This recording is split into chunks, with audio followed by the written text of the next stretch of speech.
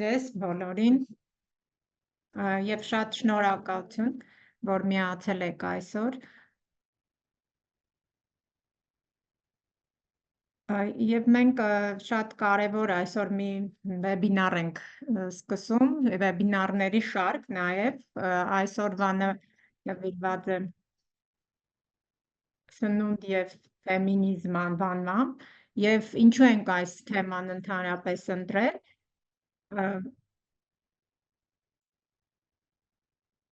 Այս թեման մեզ համար շատ կարևոր է որպես Հայաստանում կանանց հիմնադրամի հիմնական աշխատանքային ուղղություններից մեկը, որը որ նախ եւ առաջ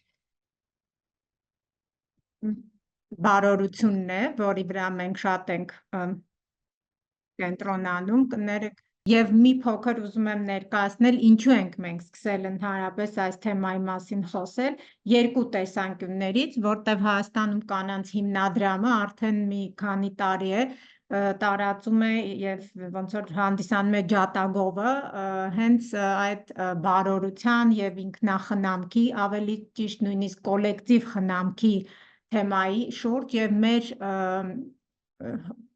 պարտներների, մեր բոլոր գործընկեր կազմակերպությունների եւ նախաձեռնությունների շրջանում փորձում ենք տարածել նաեւ այդ գաղափարախոսությունը, հորդորում ենք անպայման, որպեսզի այդ կոլեկտիվ խնամքի թեման դուրս չմնա նաեւ մեր, ոնց որ կոլեկտիվներում, մեր խմբերում, որովհետեւ շատ հաճախ մենք ոնց որ դա չենք կարևորում, զբաղված լինելով շատ բազմաթիվ տարբեր գործերով, հատկապես այս բազմաթիվ ճգնաժամերի պարագայում շատ դժվար է դառնում։ Եվ երկրորդ մասը, որի վերաբերյալ ինչու որոշել ենք նաև այս թեման արծարծել, դա նաև այսօր աշխարհում եւ Հայաստանում էլ հենց կլիմայական փոփոխություններն են, որոշակի նաև հետազոտություններ, որոնք ցույց են տալիս հենց օդի աղտոտվածության մակարդակը ինչքան բարձր է Երևանում եւ ընդհանրապես Հայաստանում,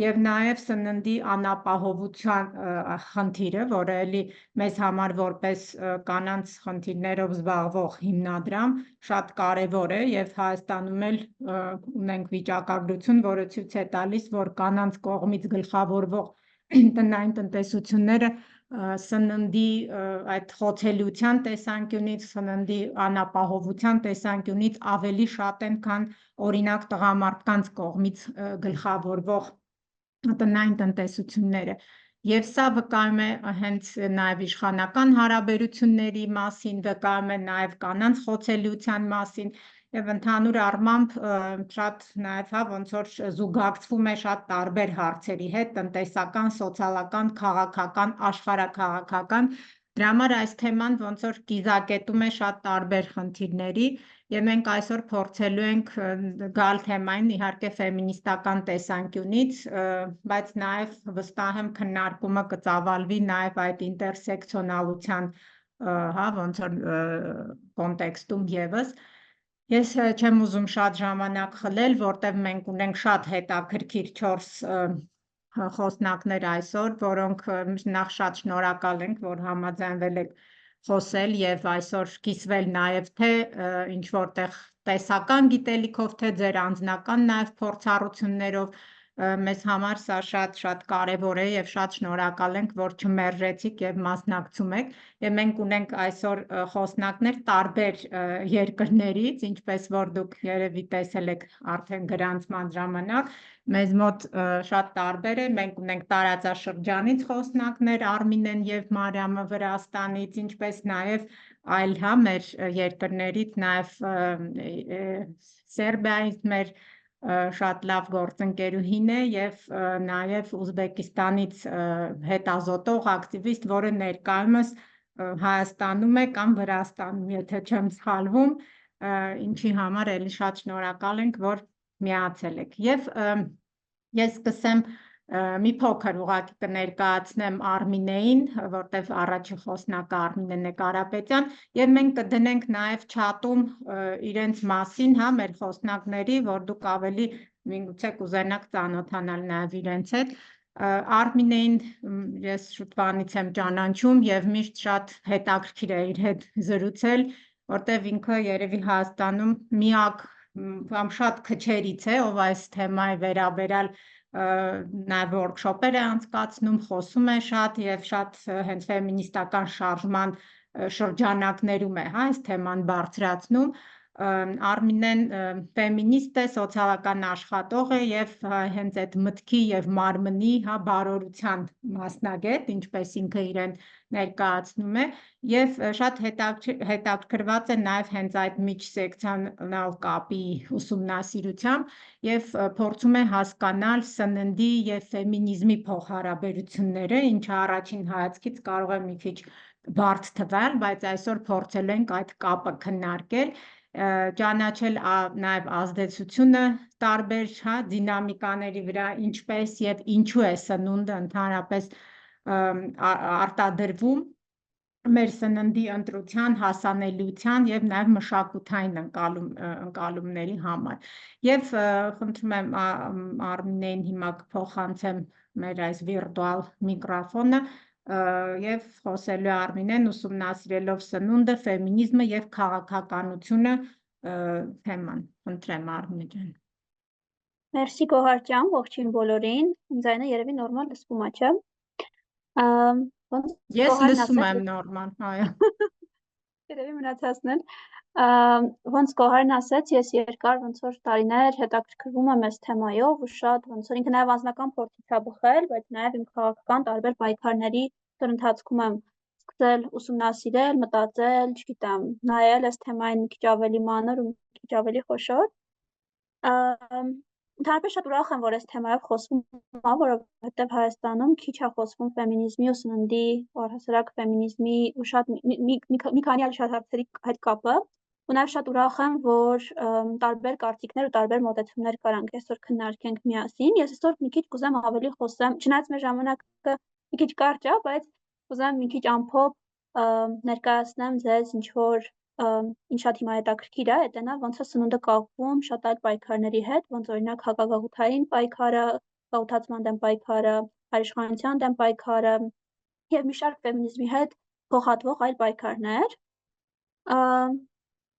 Կներեք, ինձ ինչ որ բան եկավ։ Ուզում մի քիչ պատմել ձեզ, թե ըստ իս ոնց է նաև ֆեմինիզմը, ինչ եմ կարծում, որ ֆեմինիզմը ու սննդային հարցերը մի շարք ձևերով իրար հետ փոխկապված են։ Առասարակ, որ մենք մտածում ենք սննդի մասին, մեզ թվում է ինչ որ մատերիա է, ինչ որ բան է մեր ափսեի մեջ կամ մեր սեղանին, որը մենք ուղղակի ուտում ենք, սպառում ենք ու ինքը չունի ոչ մի այլ բովանդակություն, քան ուղղակի այդ մատերիա լինելը կամ իր սննդային, սննդաբանական նշանակությունը, բայց ես կարծում եմ, որ սնունդը շատ քաղաքական երևույթ է, շատ քաղաքական իրողություն է ու ինքը խաչմերուկում է մի շարք պայքարների հետ, օրինակ գաղութացման հետ։ Իսկ թվում է մենք շատերս ոնց որ բախվել ենք այն իրավիճակների, մանավանդ այս վերջին շրջանում, որ շատ ավելի շատ է խոսում սննդաբանության մասին, սննդային վարքի մասին եւ այլն, թե ինչ պետք է մենք ուտենք։ Բոլորին ամեն տեղից ասվում է ինչ պետք է ուտենք, ինչա կարևոր ուտել, ինչա ճիշտ ուտել, ինչա սխալ ուտել։ Ու ոնց որ այս կոնտեքստում մենք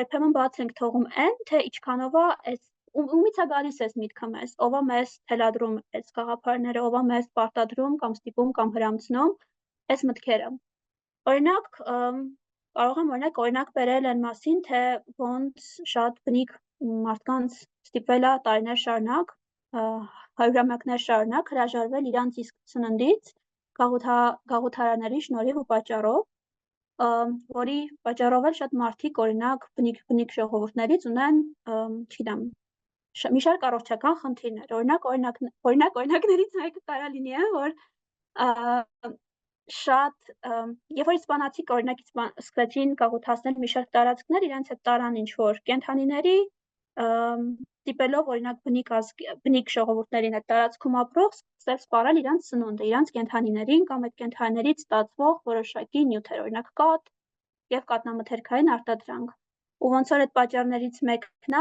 թե ինչի օրինակ շատ բնիկներ ունեն լակտոզայի խանգարում, որովհետև իրանք սկզբանե ոնց որ սովոր չեն եղել այդ սննդին, բայց այդ սնունդը իրանք պարտադրվել է սպիտակ մարմինների կողմից, այսինքն սպիտակների կողմից, ովքեր եկել ու գաղութացրել իրենց տարածքները, գաղութացնելով ոչ միայն լեզուն, ոչ միայն մշակույթը, ոչ միայն շատ բաներ, այլ այդ թվում նաև սնունդը։ Նաև օրինակ նույն ձևով թե ինչպես է միսը դարձել էլի գաղութարարների կողմից ստիպեցվող սննդի տեսակ, այնինչ մեծ թվով տեղաբնակներ սովոր չեն եղել սպառել կենդանիներին որպես սննդի տեսակ։ Այսինքն մեծ մասամբ օրինակ 80-85%-ով իրանց սնունդը ներառված է եղել ավելի բաղկացած է եղել ոնց որ բուսական սննդից ու չի պարունակել կենդանական սնունդ, բայց էլի գաղութարարները իրենց հետ բերելով ոնց որ սկսել են պարտադրել այդ սնունդը, բացի պարտադրելով նաև ոնց որ համարվել է, որ դա ինչ որ սնունդ է, որը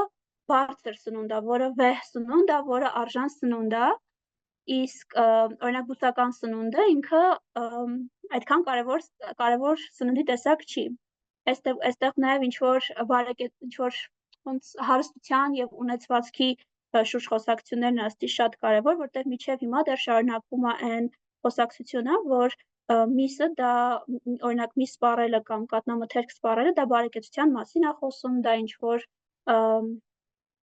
բարեկեցիկ կյանքի մասին է, այսպեսով էլի նաև դասակարգային հարցեր են այստեղ առաջանում եւ նաև այլ տեղատալու մեր քննարկումը։ Շատ կարևոր է նաև այն ըստից, որ նաև այս գաղութացման ընթացքում հացահատիկի հարցերն են ոնց որ շատ արդիական դարել տարբեր խմբերի համար, քանի որ ստիպվել է մոռացվել է տրվել սեփական հացահատիկը ուտել, սպառել, մոռացվել է տվել սեփական բույսերը աճատնել, այլ ավելի ոնց որ զարգատրվել ինդուստրիալ ձևերին սննդի, ավելի մոդիֆիկացված սննդի, որը էլի ստիպողացվել է գաղութարարների կողմից տարբեր խմբերի։ Նաև ըստի շատ կարևոր է, որ մենք ուսումնասիրենք առհասարակ ոնց է սնունդը մեզ հասնում, քննադատական հայացք ուղղենք սննդի այն պրոցեսին, որը անցնում է որոշակի հարաբերությունների միջև մեր սեղանին, միջև մեր ամանին հասնելը, որովհետև այստեղ էլի շատ շահագործման հարցեր կան, շատ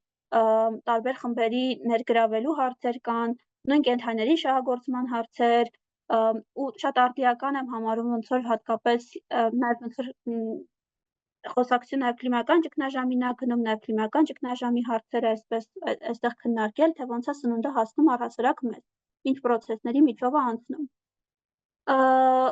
Իհարկե ոնց որ մի փոքր ժամանակ ունեմ, կուզեմ մի քիչ էլ խոսել, թե ոնց է հայրիշխանության հետ առհասարակ կապված, ոնց որ ըստի սնունդը ինքը գենդերային նեյտրալ երևույթ չի, ու սննդությունն է գենդերային նեյտրալ երևույթ չի ըստ էության։ Ոնց մի քիչ առաջ մի փոքր նշեցի, օրինակ սննդի տեսակներ կան, որոնք համարվում են շատ հասարակություններում չգիտեմ առնականությանը բնորոշող սնունդ, օրինակ նույն միսը ինքը համարվում է ավելի առնական եւ ցիստ տղամարդուն ոնց որ հատուկ ուտելիք սնունդ, ու հակառակ օրինակ բանջարեղենային շատ կամ բուսական շատ սնունդներ համարվում են այսպես ասած կանացի սնունդներ։ Նույնիսկ անգլերենի ինչ որ բառապաշարում հետաքրքիր բան կա, ինչ որ meaty question, meaty չգիտեմ ինչ, այսինքն ինչ որ միսը հաճախ բնորոշվում է ինչ որ ձև ավելի sense վառ լինելու, ավելի հասուն, ավելի կշտացնող, ավելի չգիտեմ, ինչ որ ավելի բարձր ձևով, ավելի բարձր բանի մասին է խոսում ու դրան հակառակ օրինակ դաժե կարակ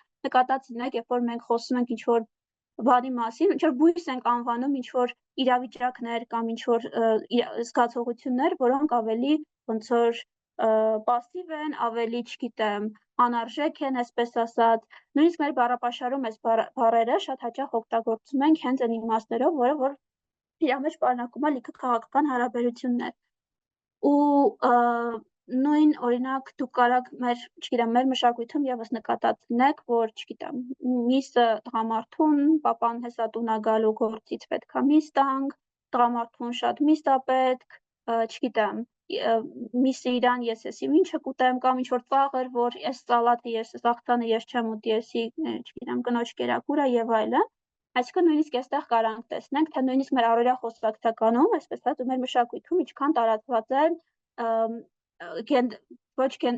ինչքան տարածված է գենդերացվելը սննդի ու մոտենալ այդ հարցին նաև հենց այս տեսանկյունից հաստի շատ կարևոր։ Էլ չեմ ասում, ոնց որ շատ ուժեղ խտրականության են ու ճնշումների են ոնց որ ենթարկվում, չգիտեմ, բուսակերության տեսանկյունից ինչ որ հարցերի ժամանակ նույն օրինակ սիս տղամարդիկ եւ այլն ոնց որ համարվում է իսկական տղամարդը պետք է միս ուտի, եթե չես ուտում ուրեմն ինչ որ բան իսկական չի, ու նաև ինչ որ նույնիսկ եթե հին մեր կամ չի, շատ տեղերի ինչ որ ռեցեպտների գրքեր ուսումնասիրենք, խոհարարական ինչ որ բաղադրատոմսերի, կարանք տեսնենք, որ օրինակ մեր մշակույթում այդքան չէ, բայց շատ մշակույթներում ինչ որ օրերի նվիրված բաղադրատոմսեր կան, չգիտեմ, մայրիկների տոնի կամ հայրիկների տոնի, ու այդ բաղադրատոմսերն է ես ուսումնասիրում այդ գրքերը, երբ որ ինչ որ հայրիկների տոնին այդ հիմնական ինչ որ մստային սննդի տեսակներ են, ինչ որ բարբիքյու, խորոված, թեյ, գիտեմ ինչ, իսկ մայրիկների տոնին օրինակ նվիրված, չեմ ասում, որ շատ խնդրական է, առհասարակ խնդրական է,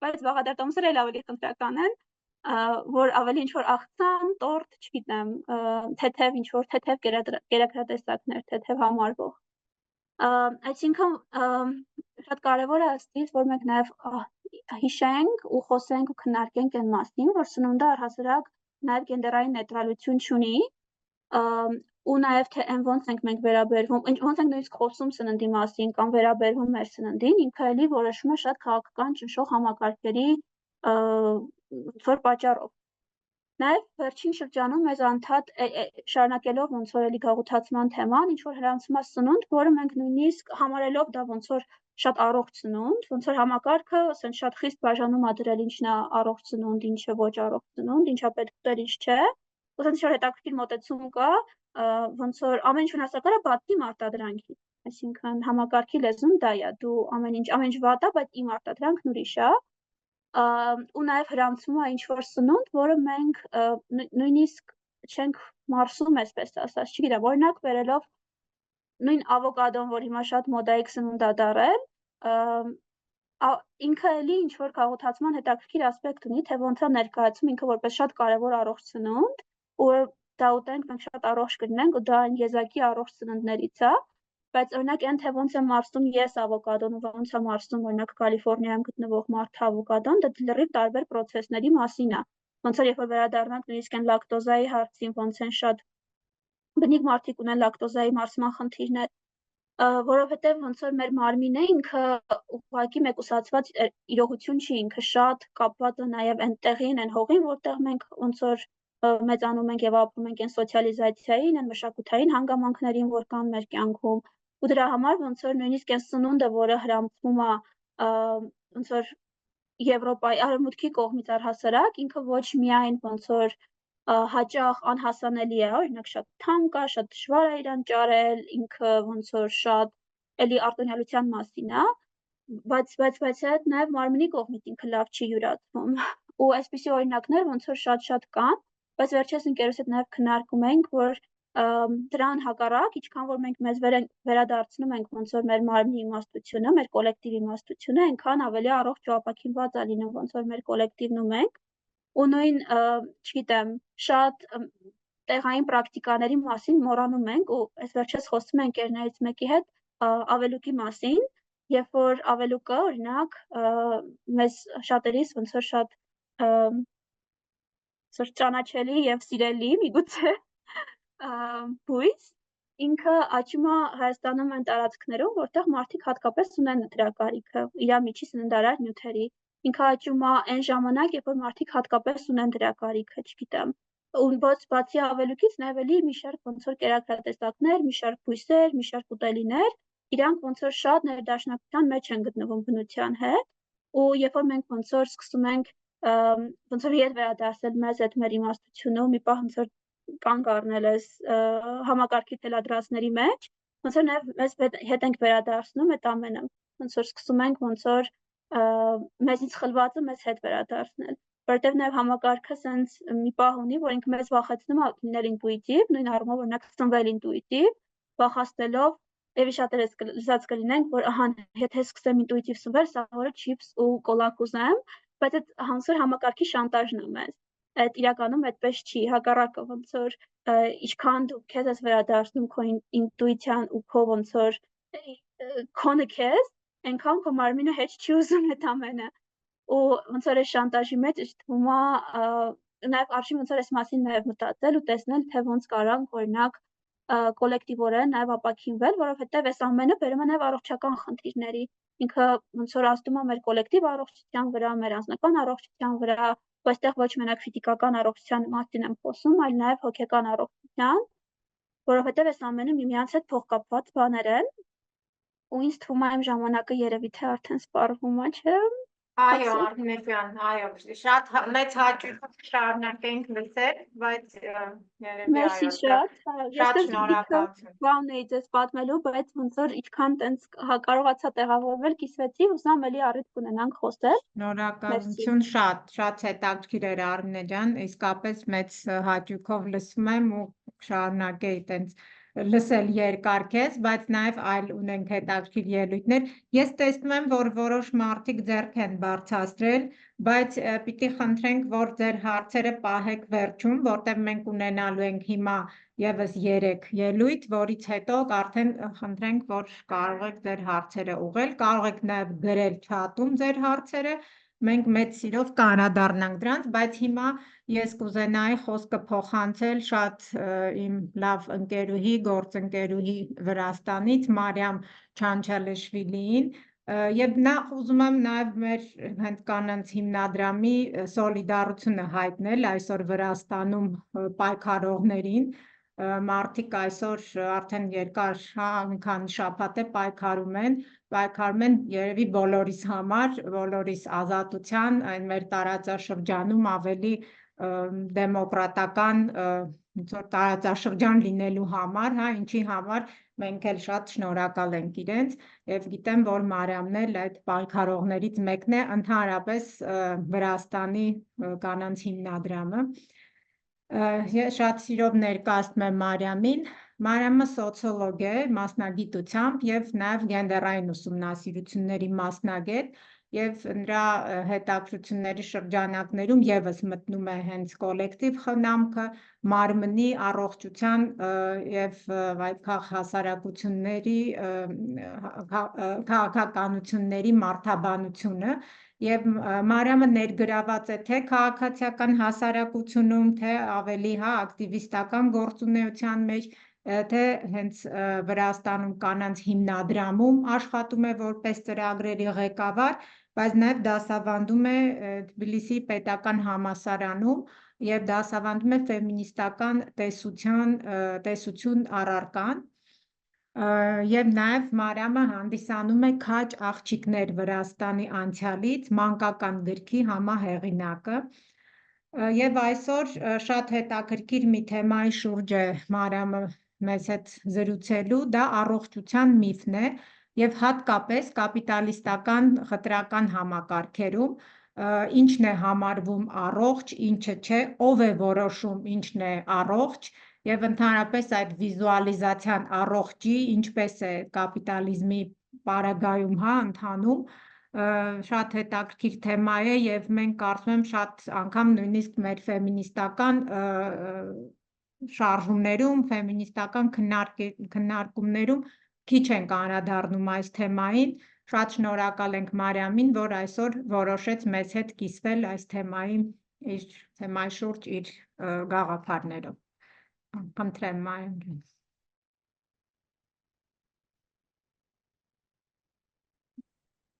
Hello everyone, do you hear me? Yes. Yeah. Yes. Okay, good. I'm so lucky to be part of this space, and I look forward to hearing all of the speakers, answering some of your questions and listening to the experiences of audience as well, because I also imagine this space, kind of space of sharing and talking about the food and feminism in general. So please feel free to also comment and share your experiences. It's important. Thanks Women's Fund in Armenia, Women's Fund Armenia, and its gorgeous team for organizing this webinar. This topic is rarely discussed, and thank you for kindly opening this space for conversation and exchange. And before I move to the topic, I want to mention two things. Multiple things are happening around the world, but I want to focus on two of them. First, I'm completely sure that we all understand that while we will be talking about the beautiful and complex intersection of food and feminism, people in Gaza are starving to death. As the World Food Programme Executive Director says, the speed at which this man-made hunger and malnutrition crisis has ripped through Gaza is terrifying. Of course, It has not started after October 7. Israel has been controlling the food basket and using it as a weapon since the beginning of the occupation, and it has always been the road to famine. So while talking about food, I just wanted to mention this. And the second thing, Gohar already mentioned, but I really want to also use the space to mention that, the situation in Georgia is quite terrible because a lot of people are organized to protest against Russian law on foreign agents, which attacks civil society and media organizations in Georgia. And more precisely, the people have been marching for weeks already to protest the radical conservatism and dictatorship that was announced to be imposed on us after the elections. And I just wanted to use this space to inform the people who don't know about this. And one more disclaimer maybe I should make is that I will also, my speech will be quite chaotic and emotional because the topic is also emotional for me in many ways. And it will be based on some anthropological observations, but also based on my personal experience, mainly experience of existing in my body, also what it means for me.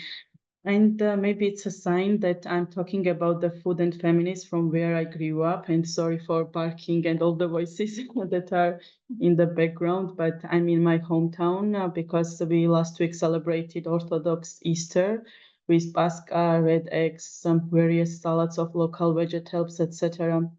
Perhaps it's also a sign that I'm talking about food from the place where my mother shared the best flavors with me. And it's also a sign that this is where my perceptions about my body and relationship with the food were formed. As I already said, my entire talk will be based on my experiences of the relationship between body and food. I will bring the food into concept of body justice as these two are strongly intertwined for me. Also, when I talk about the body, I want to touch on the ableism with which any system of oppression is soaked. When I talk about food, I'm talking about the food we prepare and the food that is available also, because these are also quite different for me. I had a problem with both of them at some point in my life because eating for me meant, and for many women, unfortunately, it meant gaining weight, changing the body, and after some restrictions, it also meant consuming food excessively and irrationally. And on the other hand, when I left my hometown, the preparing thing entered the realm, and it meant that I had to cook for myself and my brother, and of course my feminist self rebelled, and I did not want to accept that default role. Now, in some ways, it's for me, cooking also and the food preparation is an act of liberation. And it's an act of liberation for me to bring people back to food preparation, including women who have become estranged from food and have lost touch with it because of legitimate anger.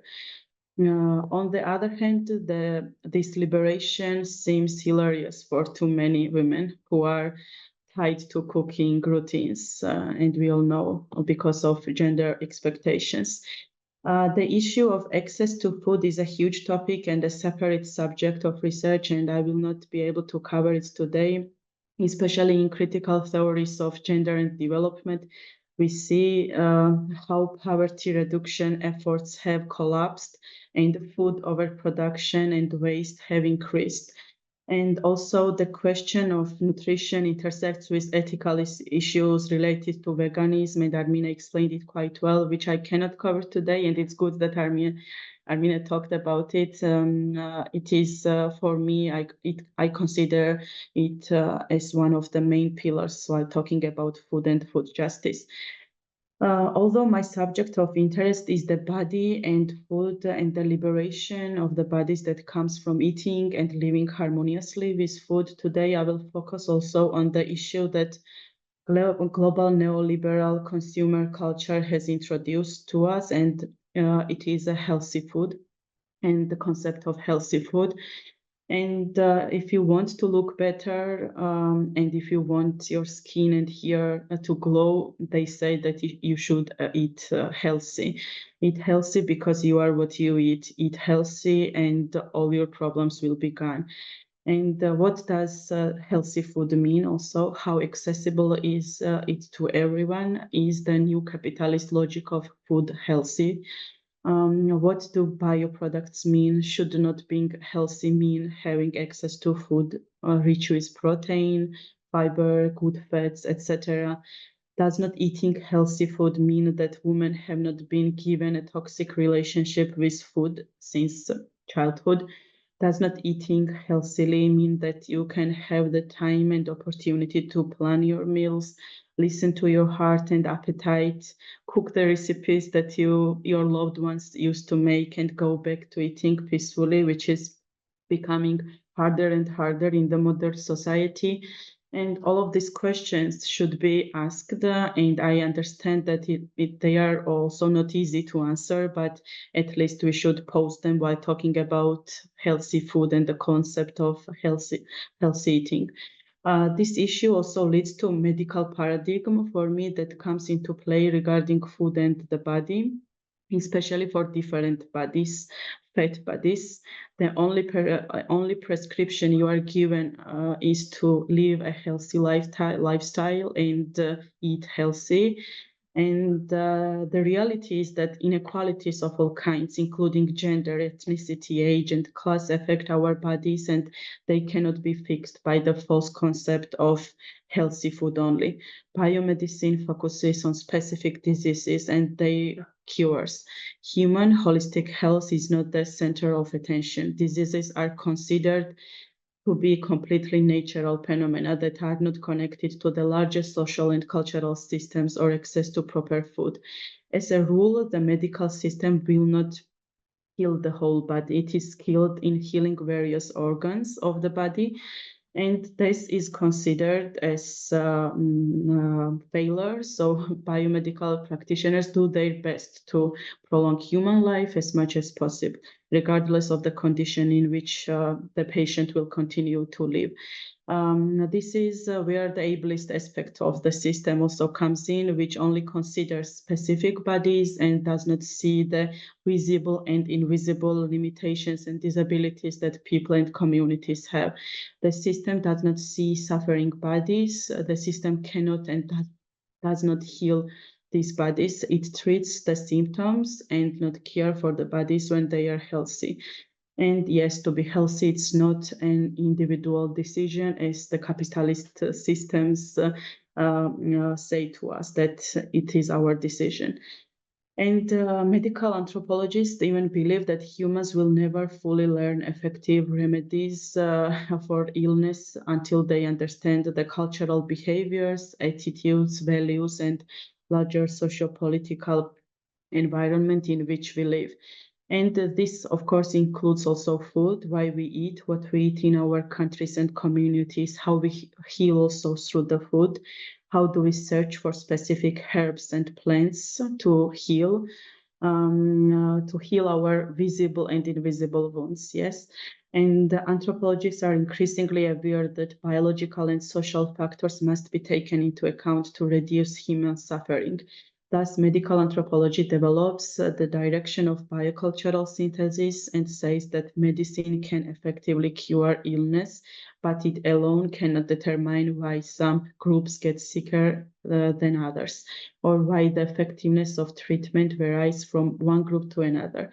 Cultural variables must be considered in the treatment, but also it alone cannot determine why some groups get sicker than others or why the effectiveness of treatment varies from one group to another.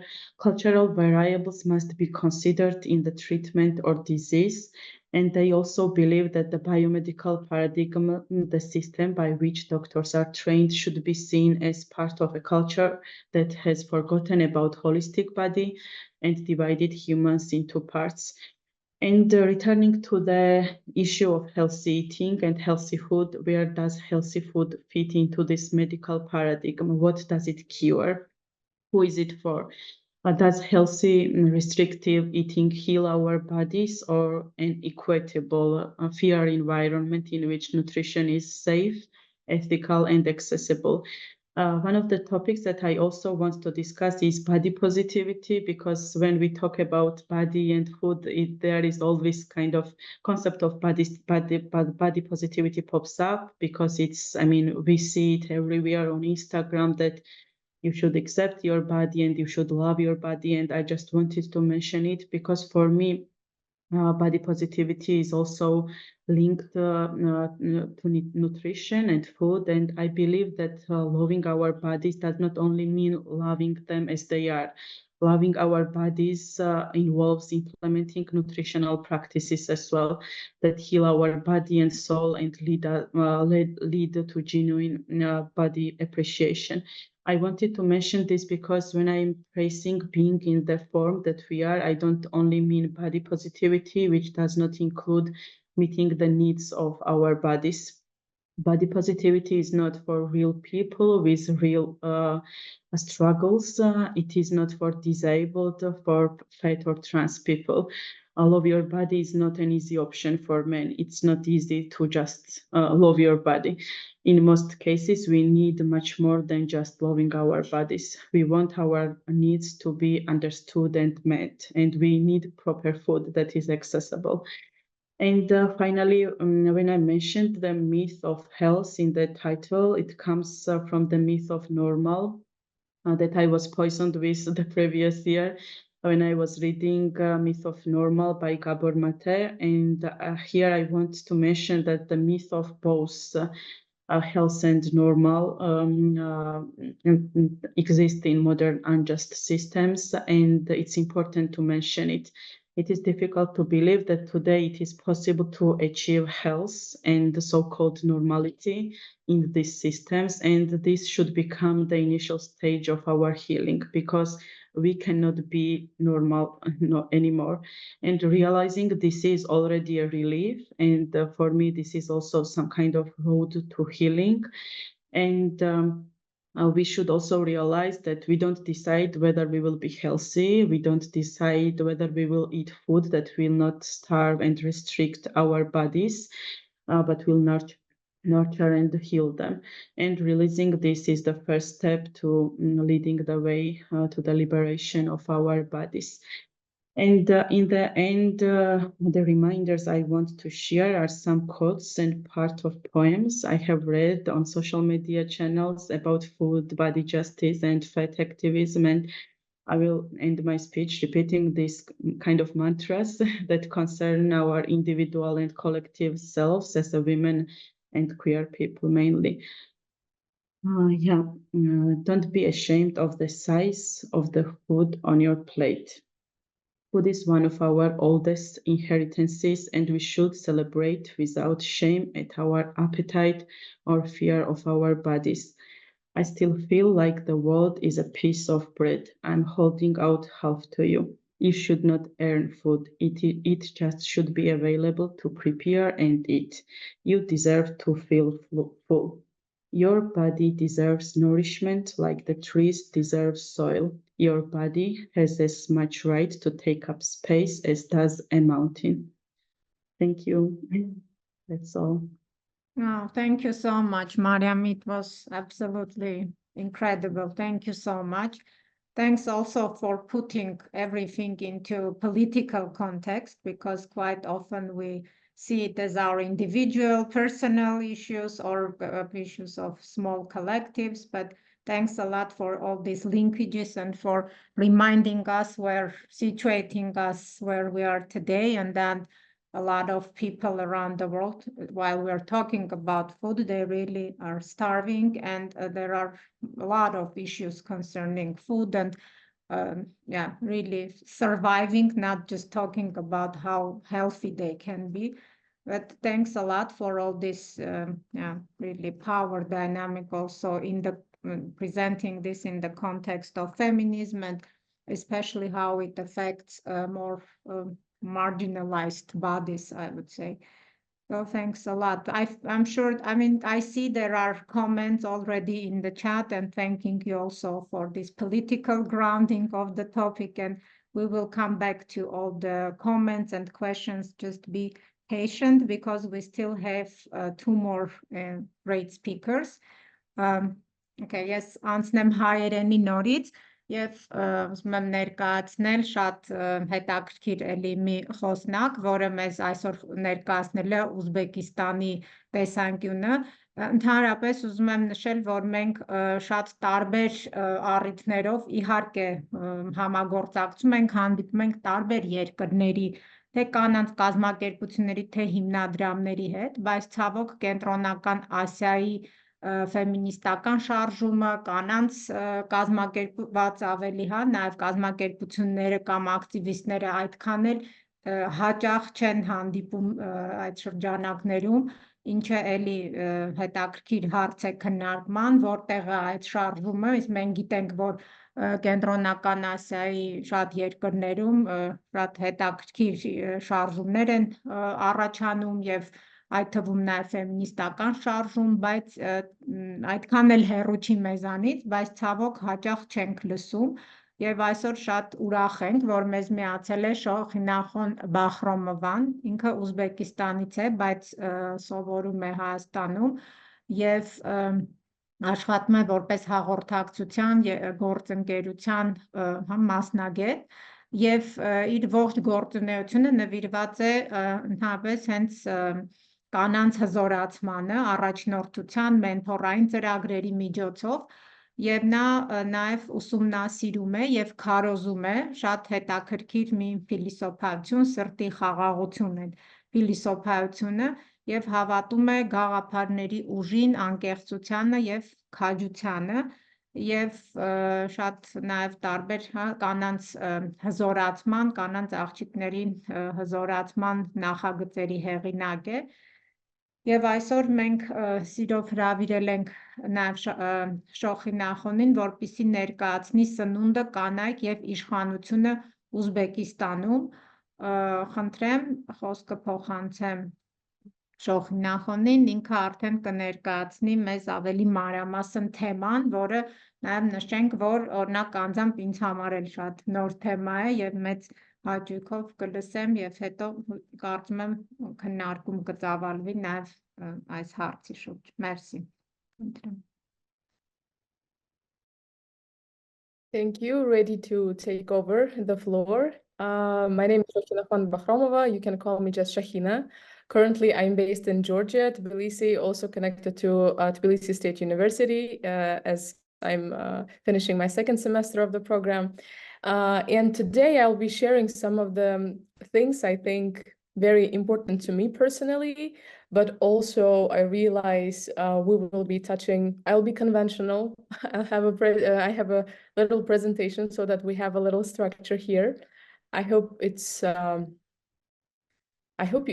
is visible. Like, is it visible? Is it? Okay, wonderful. It's visible to us, but I'm sorry, just want to make sure that attendees also, because we're visible for others, but they're not visible for us. Do you see other people? Can you see us? Yes, it's visible. Okay, sorry, Shahina. Yes, let's continue. That's fine, that's fine. And I'm very excited to participate in this panel because this intersection opens up a door to other very important topics. And we can start talking about food, and we will end up thinking about policy making, education, health, and other issues. So today, my perspective would be more, I will try to give you a glimpse into Uzbek traditions, let's say, that form our attitude towards food, especially attitudes of women towards food. And so I'm going to take over 15 minutes of your time. Bear with me. The best thing I can offer you today is my personal story, of course. Growing up in Uzbekistan, the aroma of spices wasn't just a scent, background scent. Because my father was a chef, and he wasn't just a chef at work. He was also a dad who would express his feelings through different dishes he created for his family and me especially. And I was his eager sous chef. And, you know, I would pass him ingredients, help him clean up in between cooking sessions. But this playful scene of us making something together, and this picture, like in my memory, however, took a very sharp turn as I entered adulthood. I mean, the cultural emphasis on culinary skills for women transformed those once joyous moments into a looming threat. The narrative shifted from playful helper to good enough for an unknown judge, meaning my future mother-in-law. A little girl burdened with the expectation of pleasing a woman she has never met can't help but harbor a tinge of, you know, resentment towards that unseen figure in her life, because she is growing up with the thought that some lady in her future, she's not going to like what she's doing, and she will be this, you know, greatest judge of all. So needless to say that we still, like, the only life purpose women are taught to have from their early years is getting married. Let me tell you more about this process and ingredients. Imagine this: your entire dating profile is condensed to one plate of food. And in Uzbek culture, that's not far from reality. For women, marriage material isn't just being about educated or having this, you know, career success. It's about knowing how to hold your household, about your culinary prowess. Here, cooking skills have a, I must say, ranking system, as rigorous as any exam. So can you bake, make intricate dough dishes, whip up nourishing soups and salads? And the ultimate test, can you make plov? Can you make real Uzbek plov? Well, the emphasis on cooking unfolds in a very fascinating, yet often frustrating tradition, which is called matchmaking, sovchilik. Maybe you've heard about this. Picture this: a group of women, complete strangers, arrive at your doorstep unannounced. And Uzbek hospitality dictates that they be welcomed like your honored guests and like honored as your father, you know? So you put on a show, showcasing your family, your home, and most importantly, your daughter, the potential bride. Here's the culinary test begins. I'm really sorry. I'm very sorry. But PowerPoint is not changing. It's just the first page that we're seeing. If you can go through, or I can do that if I have an access now. I will try to reshare. I don't know why it I'm happened. sorry for interrupting. Fine, it's fine. I mean, thank you for letting me know. Let me reshare. I hope you don't lose the thread of thought. Okay. Can you see it now? Yes, yes. So that's the part when I was talking about your dating profile condensed to one plate of food. And this is the part about this matchmaking that I was narrating. Can you see it? Matchmaking. Okay. So the future bride enters carrying a tray with a teapot and pialas. Piala is a Uzbek bajak. Every move is scrutinized. How she pours the tea, her posture, even her clothes, and all under the watchful eyes of matchmakers, intensely evaluating her potential as a wife and, more importantly, as a cook, because she will be responsible for nourishing entire family. The grilling doesn't stop there, and of course, this inevitable question raises, how good is she at cooking? This isn't just about, again, this personal preferences, what kind of food she likes, but rather, can she sustain our extended family? So everyone is interested and everyone is invested into this question. And guess what? The more dishes in her repertoire, the better her chances. Realizing that this is a very safe space for me to share such stories, I must say that there was a time I broke free from this tradition, and I actually had a chance to meet a guy himself, not hosting matchmakers. And I met a potential suitor for coffee. seemingly very, modern approach, right? But guess what? The dreaded question of cooking again resurfaced. Naively, I thought he was interested in my food preferences, and I opened up this conversation about my eating habits changing, that I have this actually journey towards vegetarianism and veganism. I'm trying to question what I really like, and I'm trying to listen to my body. Basically, I thought he was interested. I didn't know that I was scaring him off. I told him about health and time-saving benefits of my new eating habit and stuff like that. So 3 days later, his final verdict arrived, his review on me. He said that I wasn't the marriage material and I wasn't ready to I didn't show off my skills to sustain a family. Well, apparently those 40 minutes of conversation were not enough to see pass through my dietary choices to the person I was. But apart from this, like personal stories, I would like to suggest a theoretical framework to what I'm talking about, and talk about power dynamics that we have formed within our culture. This tradition reflects that the complex power dynamics within Uzbek society, meaning that particularly the never-ending cycle perpetuated by women themselves across generations. That would be mothers, their daughters, and mothers-in-law. Of course, I realized like mothers raised within this patriarchal structure unknowingly transmit these norms to their daughters. And these daughters, upon marriage, they enter a new familial hierarchy headed by the mother-in-law. And their status hinges upon demonstrating commitment to that family. To gain some respect, she has to show her commitment through service and reproduction, of course, preferably bearing sons, Again, I must say that patriarchy objectifies women. In this culture, they are deprived of subjectivity and are perceived as objects. And in order to be marketable, they should comply with criteria. And in this sense, we're talking about food and cooking. That's how you comprehend the misogyny. That's how you comprehend internal misogyny entrenched in our society. Here, I decided to use Bourdieu's theory of symbolic violence that actually can shed a light on this phenomena, where dominant masculine norms are internalized by women, becoming the lens through which they view themselves and the world.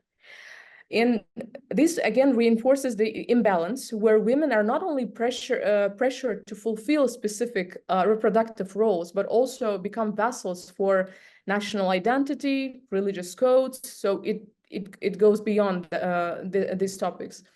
And as I said earlier, it opens up the question to other major topics like education, being again educational opportunities, particularly for girls in this household. In a family where resources are limited, they prioritize this investment in education often goes to boys, as daughters seen as temporary residents, destined to leave for husbands' homes. Even issues of domestic violence, this would be the third one here on the slides, that domestic violence cases further illustrate that illustrate the hierarchical. Shahina, sorry, but we're stuck on slide 4. I didn't want to interrupt you. We don't see all the slides, unfortunately. Yes, but yeah, let me. But do you see it now? I'm so sorry. No, it happens. Maybe it should have been easier if I. Okay, well, now we're on the slide. Oh, I don't know. I don't see which slide it is, but it's a theoretical perspective. That's what I was trying to explain. Yeah, I was already on the third one. This domestic violence. That these cases actually illustrate that this power struggle extends beyond the couple, and they include parents-in-law, especially mother-in-law. And my point about the pressure on Uzbek women to be culinary masters and efforts to limit their activity and tie them up with household isn't an exaggeration. Let's take, can you see the next slide? No, you can't. No, we can't see the next slide. Oof. Okay. I'll try to do something about this.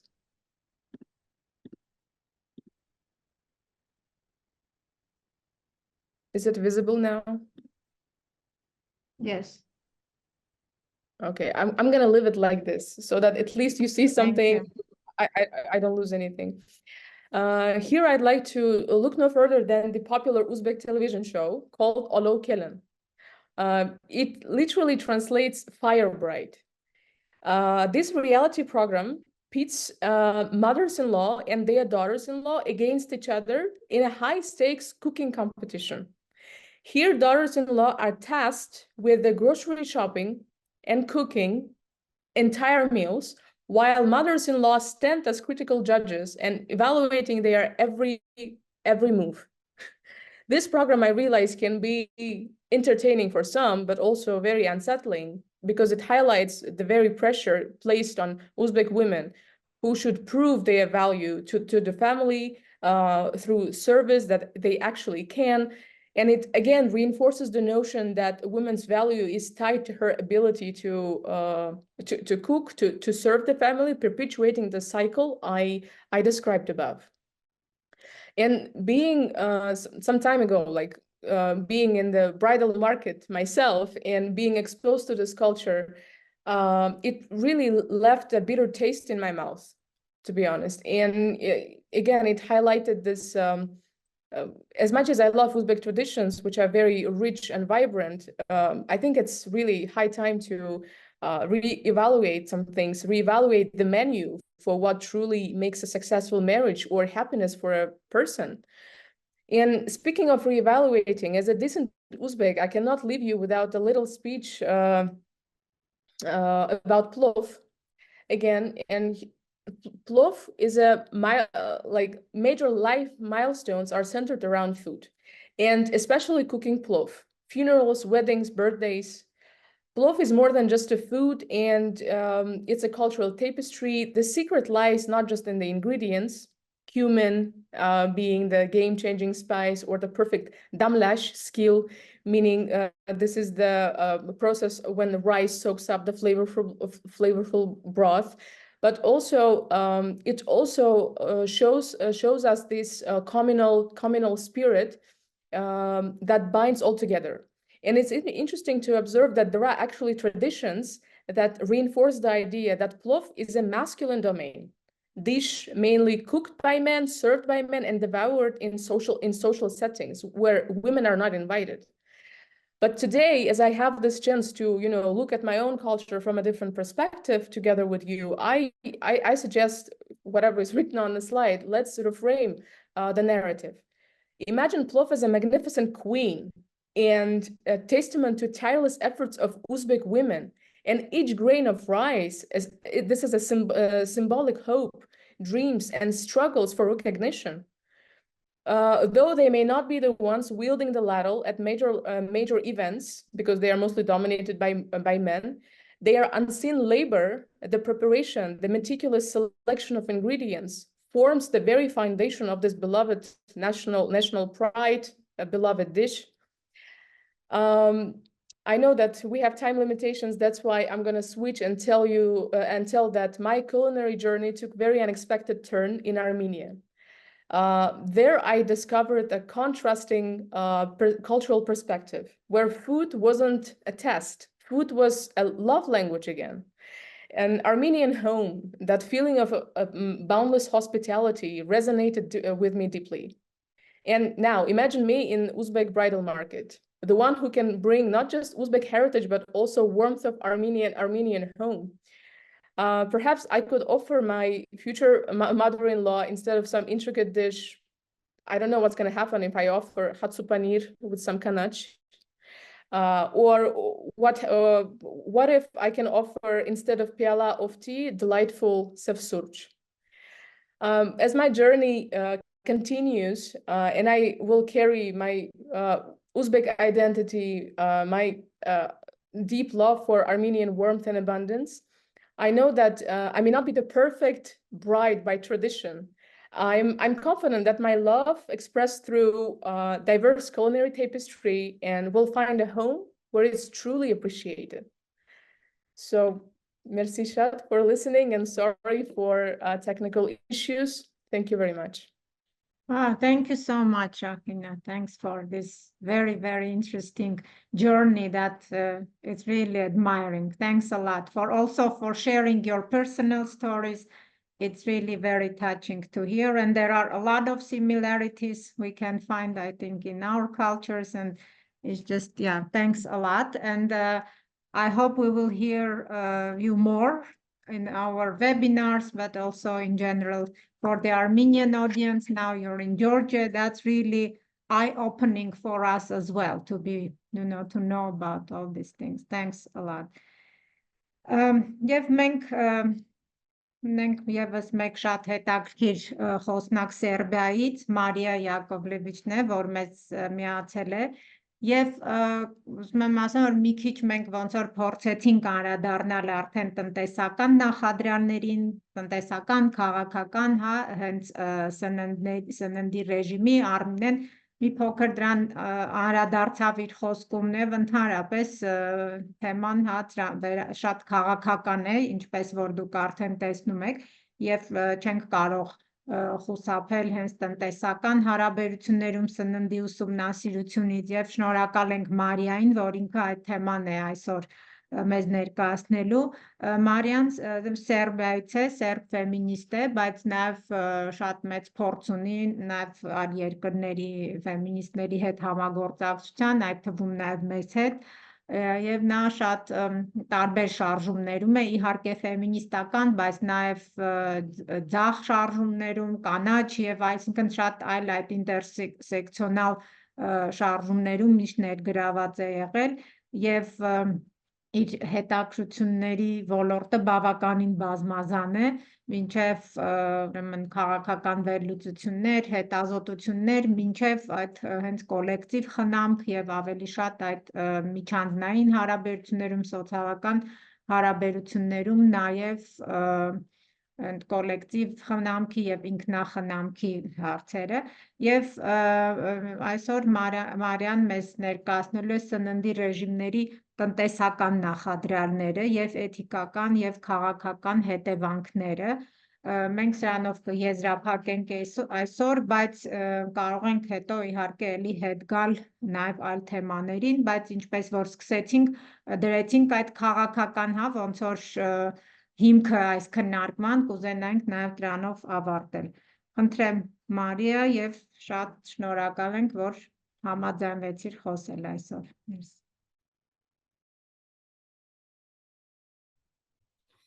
Thank you, Gohar. Can you hear me well? Okay, Yes, cool. yes. So I was not quite sure what my colleagues will touch, so I'll try to complement and build on something that has already been said, but also I'm mindful that I'm coming forth and that energy might be a bit low. So I'll start with some statistics and I'll invite people to type in a chat just to see where we stand today, and then going back forwards how we came to this point and what we might do in a bit more self-reflective manner. So what do you think? Just briefly type what's the top of your head. How many pigs, for example, are killed daily? Only pigs in one day in one slaughterhouse that is the largest slaughterhouse alone.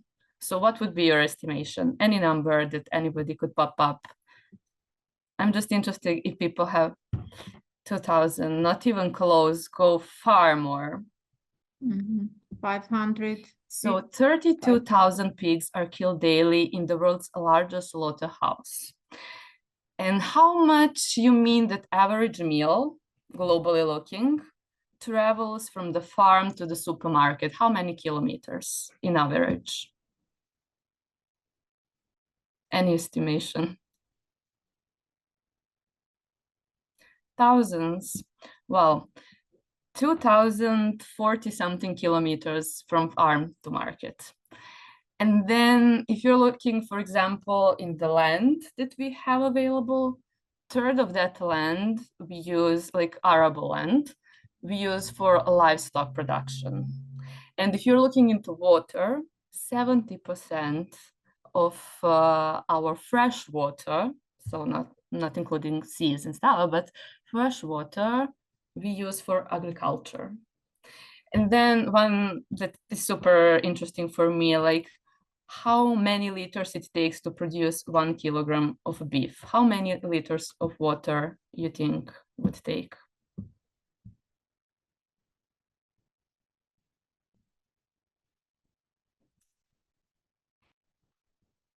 5, not even close. So it takes 15,500 liters of water to produce 1 kilogram of beef. I will put some interesting statistics later into the chat, but you get the notion, like something does not feel right.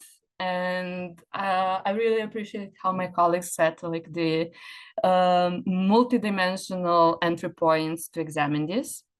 I'm also trying to approach this from, as Gohar mentioned, intersectional perspective, from feminist lens, Marxist lens, and also from political ecology. Because I think food as a resource, as something that is related to land, to its ownership, to its management, to the climate, to biodiversity, but also to body, to health, to cultural processes, to industrial production, is something that is of relevant both for green movement, feminist movement, leftist movement. However, I don't think that we engage enough with that issue, and I'll try to close my part with some examples how we can approach this with much more care. So I'm thinking maybe it is good that we just have a brief historical overview how we came to this point and build on what my colleague said to debunk this myth of what is normalized food production, consumption, allocation, and so on. So as you know, initially we had hunters and gatherers, more gathering than hunting. Hunting was like add-on. So yeah, that notion that we traditionally consume and depend on too much meat is historically not true. Then we have this turning point with agriculture about 10,000 years ago, when people began to cultivate crops and domesticate livestock, primarily in Mesopotamia, so today's Middle East. And it is something that is closely related to civilization, to a lot of scientific approaches, to maths, and so on. And even back then, we still do not talk about massive meat consumption. It was privilege of the rich.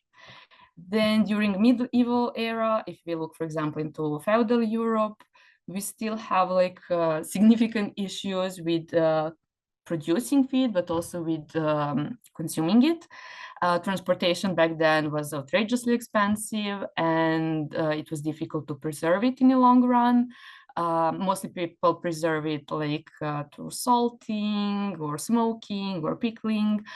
But the point is that we were all eating seasonal. I mean, we as humanity were eating seasonal food. But for me, what was interesting is that wine, beer, and cider, for example, were main drinks back then because water was not being treated, of course. So there were a lot of health-related issues.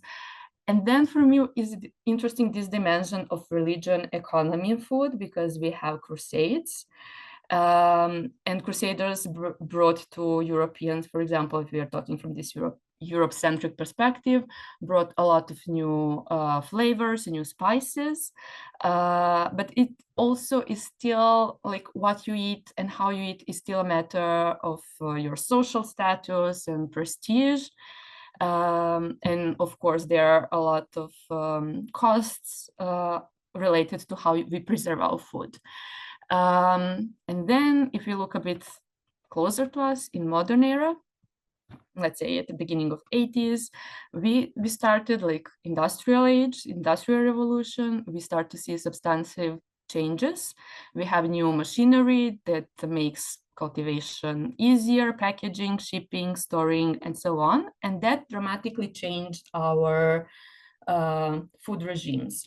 But it is not just what we eat, but when we eat and how our daily cycle and biorhythm is being affected. Because prior to industrial age, we did not work so many hours per day. So we had more naps, different dynamics of taking meals. We still have some signs of that. For example, we have siesta at the Iberian Peninsula, but those are things that are mostly lost with industrialization and intensification of capitalist way of production. We had several episodes of food shortages, for example, during Great Depression and World War II. But what was interesting is that prior to that, as railways were introduced and refrigerators, it changed the way how we store and ship food. However, main changes, I would say, or most rapid changes would happen in post-war era. And for me, it was particularly looking years ago to check like how agriculture is being distributed, because somebody needs to produce our food. We have more industrialized societies, but this food has to come from some fields. And what was interesting that, for example, nearly 50% of the world's labor is employed in agriculture. But then if you look like who uses that product of agriculture, like how global North uses the most of it, if you look like in the composition of labor force there, then you see less than 2% of Americans that produce food that they are consuming.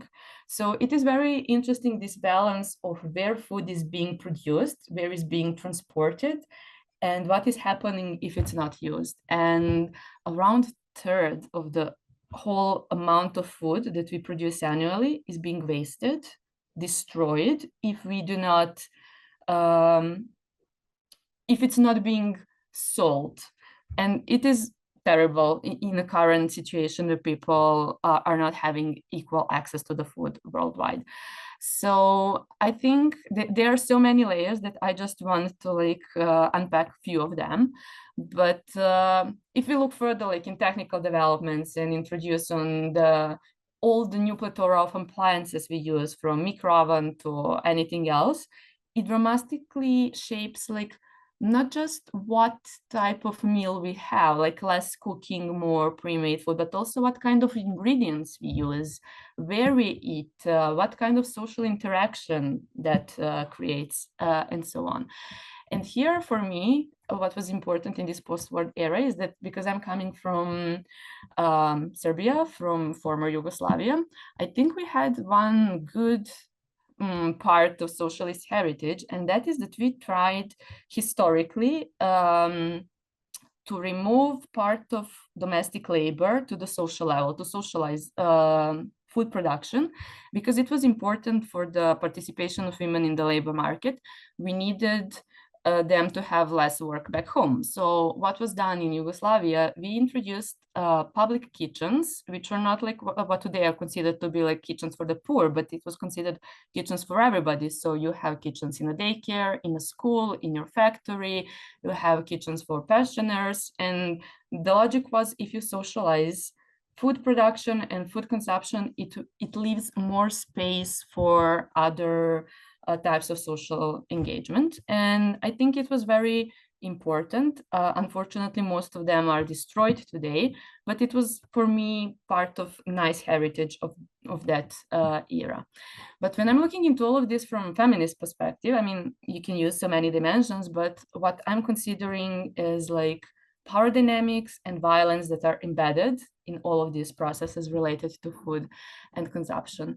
And Industrial Revolution, not just that homogenized our food system, it dramatically increased the level of violence, but it also impacted, as it was mentioned, our health, because from 70s onwards, we dramatically increased the consumption of fat, sugar, meat, and reduced the intake of fruit, vegetables, and legumes.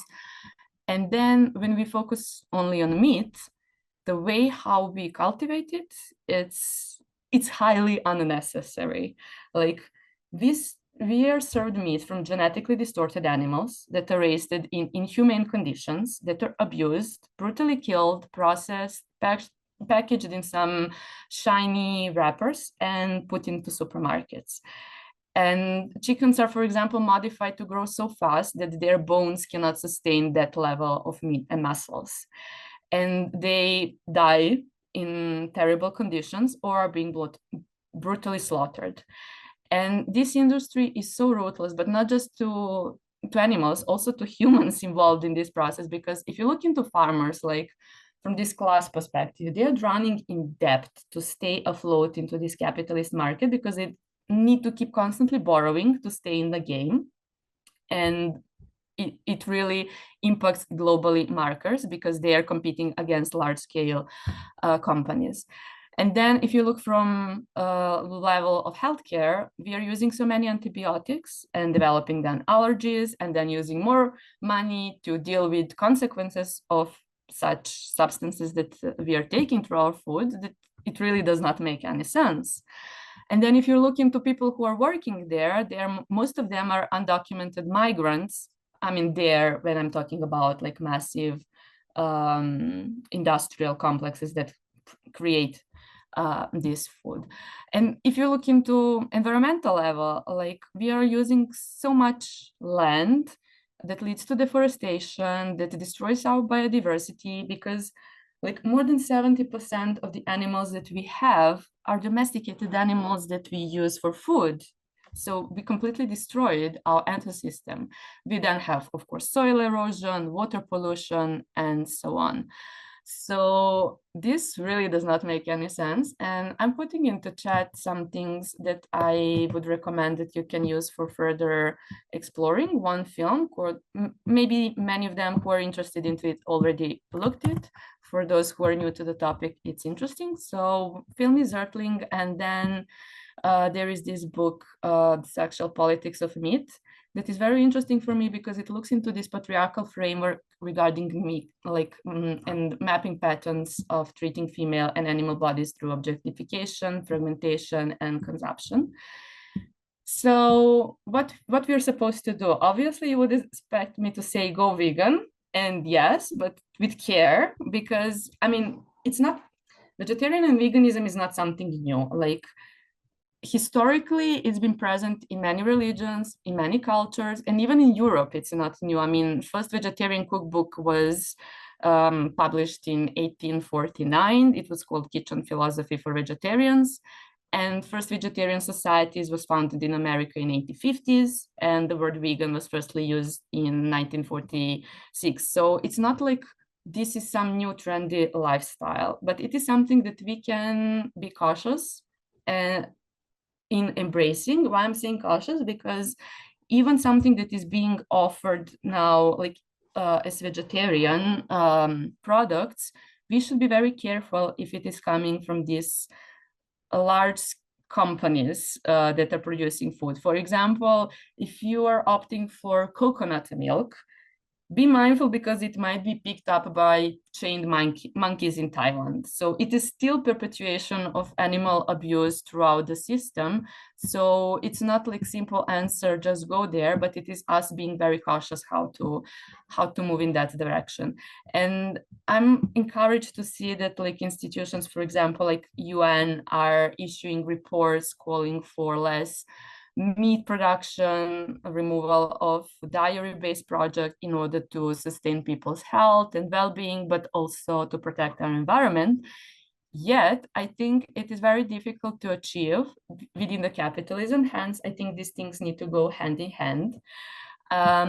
However, it's not that I'm saying that we should wait for revolution. I'm just saying that we should be mindful in how we approach this issue. And for example, I would like to see like more things if we have our events, like our political events, our political gatherings, to have more food that is resourced locally, that is produced locally, that has not been transported all around the globe.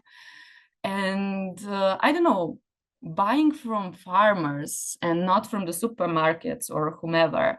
And then I honestly do not understand why it's so difficult not to have completely vegetarian or vegan food at any conference, because for me it is a matter of political will. And I want to mention a good example of a conference that happened last year in Bogota. It was called Shift the Powers Symposium, and all the food was vegan and vegetarian, and everybody could signal if they have any allergies, and it was going smoothly. So if it's a matter if you want to do such things or not, So for me, if somebody's saying that we are feminists, for me, it's like how we relate to the perpetuation of violence to all sentient beings, not just like humans, how we extend our empathy and care to others and to larger ecosystem, not just to the people. And finally, I just want to share example like of one of the attempt that's now happening, like how I use food to gather people. So my birthday is coming up, and I'm traditionally organizing a fundraiser for activists who need access to healthcare. And I partnered with a woman who is producing entirely vegan food. So actually, I'm luring people by vegan food to come to the gathering where we can discuss social and political issues, but also raise funds for our fellow comrades. So this is my attempt to connect different issues and to create a different type of connections among us in a manner that is caring, but also enjoying ourselves. I don't think that we should like sacrifice something because like at this level of development, we have so many things at our disposal. It's just a matter how we use them and how we relate to them. So, I mean, there are so many examples. I'll post statistics in a chat, but I like to give space for people to comment and ask questions. Thank you.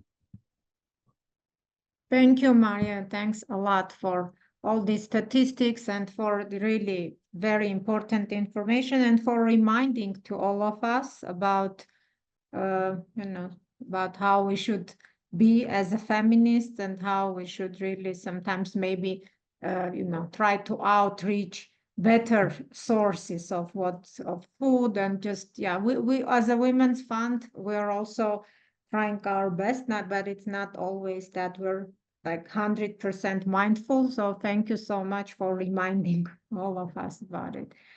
And thanks a lot to all panelists. And it was amazing, really. I personally enjoyed a lot listening to you, and I can continue that, but I know that people have also some comments and questions. And now it's time to ask your questions. I saw that while you were speaking, some people were raising hands, so please do it again now. And I just want to read one comment because we had one, actually we have several comments, but we also had a question in the chat from Rose Marandu. How can we influence more funding around the topic and bodily autonomy for women in the global South? If any of you would like to answer, please. It's time now to answer this question from Rose, and then we will come back to other questions. I don't know, Mariam, maybe you, I don't want to point, but as a Women's Fund also, those, resource mobilizer. Yeah, I also wanted to unmute myself. So I think that it's a good question because we are also thinking about it because it's not an easy task.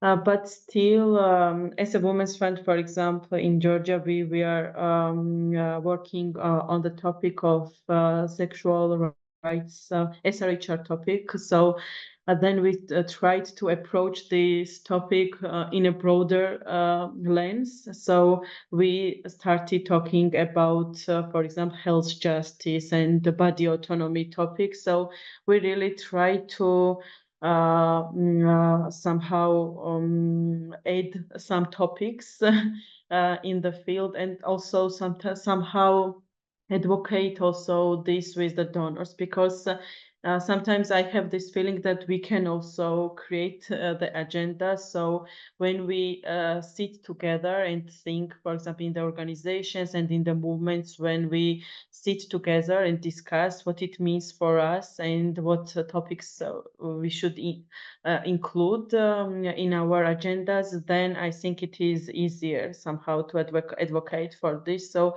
now in our a 5-year strategy. Now we decided, for example, to have this broader concept of body justice and health justice that is quite new also for some donors, but I think that we can use as a kind of starting point for advocating it. And for example, we are mentioning ableism and so on. That is also very new, but also we understand that if we will not include it in our agendas, no one will see it. So I know that it's not only our responsibility, but still I just wanted to make an example what we are doing also inside the organization and fund. Thank you. Thanks a lot. I see another question in the chat about lactose. If you only eat foods that grow in your region, the body will not need other food. Yeah, there is this question from Milen. I don't know if anybody can answer that question or it's more. I'm not sure if it is for me Yeah. or Mariam, because I remember that it was mentioned like how lactose influence, or no, Armin mentioned that. Maybe you can elaborate. In terms of eating locally, I would say, I mean, it depends, like, given that we are now living in a system that takes from one region and supplies others, we need to do substantial reparation. And it does mean that we need to keep certain chains afloating in sense of exchange of food. However, I don't think that we need to have strawberries during summer or tomatoes or whatever. So it is more a matter of fact, like what we are exchanging. And to be honest, I like eating like many food that does not necessarily grow here, but I'm trying to be cautious in a sense, like what is my ecological footprint and any other footprint. And I mean, I'm not like I don't know much about what I'm not quite sure what was thinking like about lactose. I mean, I can talk about dairy industry, but I'm not sure what this question specifically refers to. Yeah, I don't know if Armina would like to add.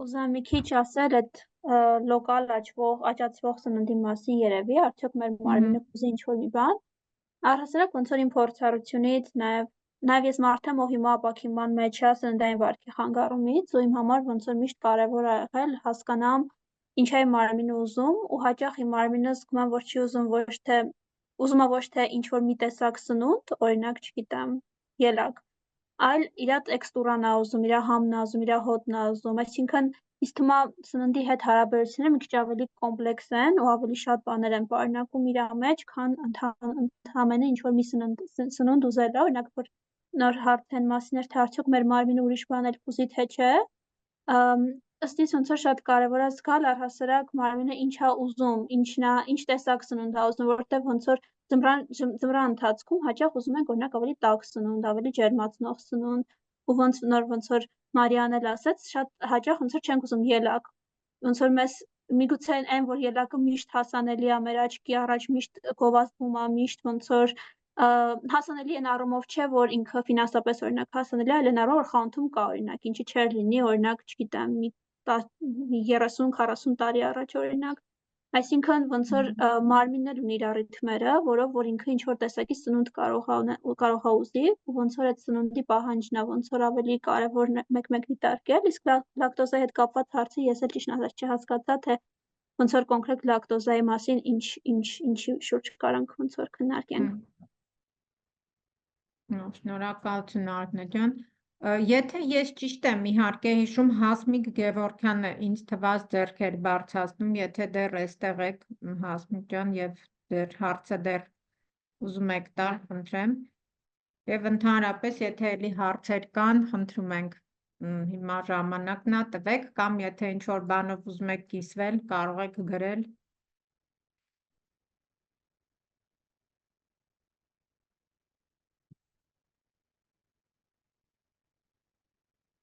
Okay. I don't see more questions or comments in the chat. So perhaps we can close this very interesting. I want to say thank you, Hasmi Gevorkyan. Yeah, there is how to get closer to vegetarianism. It's another question from Milan, how to get closer. Maybe Maria or whoever who spoke about that, maybe, or Armine, you can also continue, or really, who wants to take this question? I was switching between languages, so I'm sorry if I missed something. I figure out that you mentioned my name. Yeah, no, the question in the chat is how to get closer to vegetarianism. Yeah. And if you start not to eat meat at all, you need to use other vitamins. So it's more of a, Well, yeah, I love this question so often. Well, funny story. My parents used to work in meat industry, and during sanctions in Serbia, they were not receiving their salary. They were receiving in-kind salary, so good luck paying your bills with meat. And even back then, I was not particularly keen to eat meat. My mother was thinking that I was disrespectful, which I was probably. And I feel sorry like how I made her feel during the sanctions and everything, but there was some internal doubt for me that was like, I cannot do this. And I was like, give this to other children. So later, I mean, I was eating meat to not extensively, but I was eating it for a significant part of my life. And I tried to quit at one point. My story is that it did not work for me immediately. And I figured out like what is a good way for me, that I just start firstly to reduce it. And then I just stopped. So there were these periods when I was like, oh, I have this urge to eat some sausage or whatever. Then I tried it. And then I think I had this guilt because I know the process of production. And I think it was that mental process for me that was like, no, you don't need it. This is just like fake feeling that you are accustomed to. But when you start, but this is just my story. And I don't think that it works for everybody. So I think it's up to every person to try to figure out like dynamics that works for you. However, before I move to the part of vitamins, I think it is important for us to figure out that vegetarianism, like, and I was telling this to my friends, like for me, vegetarianism compared to veganism is like social democracy compared to, I don't know, some communist society or whatever. Communist in a positive sense, not what historically happened. So just disclaimer around that. Because even if you're not eating meat, but you're taking dairy product, dairy industry is maybe even more violent than meat industry because it has these additional layers. Like in meat industry, animal get killed and that's it. In dairy industry, you have this forceful way of impregnating females, cattle, whatever, and then they're being violently removed from their offspring. And if it's male, it's probably being killed in meat industry. If it's female, it's entered this circle of exploitation, living in terrible conditions. And I know that many people are saying like, yeah, but they are this organical, free range, whatever. It simply does not work that way. And in that sense, even though I think vegetarianism is a good step, because I understand it is very difficult when we have these layers of cultural practices, beliefs, habits, and everything. I don't want this to be some moral predicts or whatever. It is a process, and I'm still in that process, trying to figure out how to reproduce the last level of violence and the less possible ecological footprint. So acknowledge it is taking time, but I think there are some things that we should not worry a lot. And one of them are vitamins, for example, even though it depends to different bodies, like it is related to blood types or some other habits that you have. Vegetarian food historically offered significant level of nutrition to people. So we increase, like, only from 70s onward, we introduced meat to the level we consume it today, and people lived it before. So it had some benefit, but also had a lot of contribution to different range of disease. And then we are now treating those diseases. So there are a lot of ways how you can compensate for different food elements, and I would say legumes and nuts, and it depends on body types and different your eating habits, but that is not the drama. That is the last part. Other things like related to daily rhythms, to practices, to accessibility, as Maria mentioned, those are things that are mostly challenging, I would say. And there are so many guides on social media and like experience in the communities, in the movements. I think it's not a matter that, I don't think that we are sacrificing our health. I mean, you can if you eat improperly, but we eat improperly even on this dominant regime.